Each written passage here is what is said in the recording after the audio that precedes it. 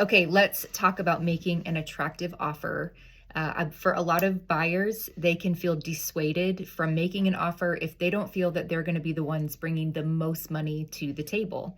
And so they sometimes don't make the offer and miss out. However, one of the biggest misconceptions is that the most money wins the offer, and that's just not always true. A lot of buyers can take the offer and get an accepted offer because they actually had clean terms. So what are clean terms in an offer versus having the most money?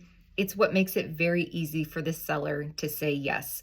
Clean terms simply means that the offer feels easy and low risk. So a lot of actually end up being more valuable to them to have clean terms versus more money or financing. So this is what it can look like.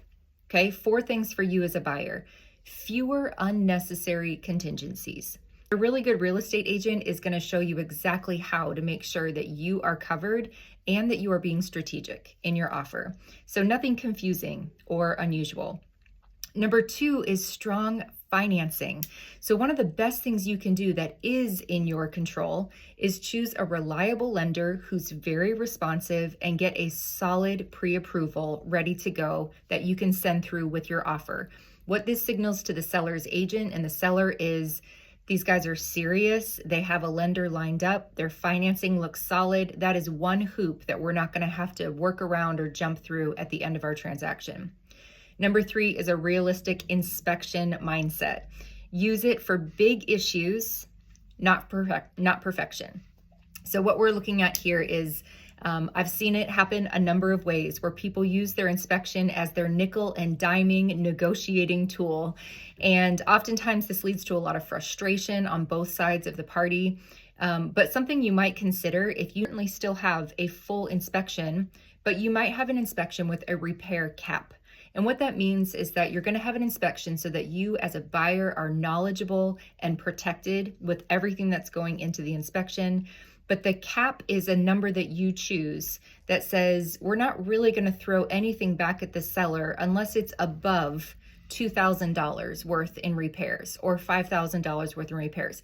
Everything else is something that we think with our knowledge and our a good inspection report that we would be able to handle. So it gives a real sobriety, seriousness, maturity to coming into a transaction, not wanting to nickel and dime for, we want a new faucet replaced here, we want a new tile put on here.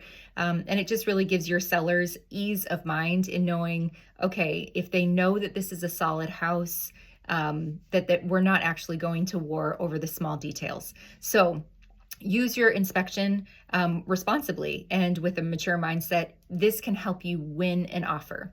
And the last thing is be flexible where it matters, like a closing date that works for the seller. Make sure that they know that you are willing to kind of work within their parameters and capacities. So the one things that I make sure to always tell my buyers is that clean does not mean reckless.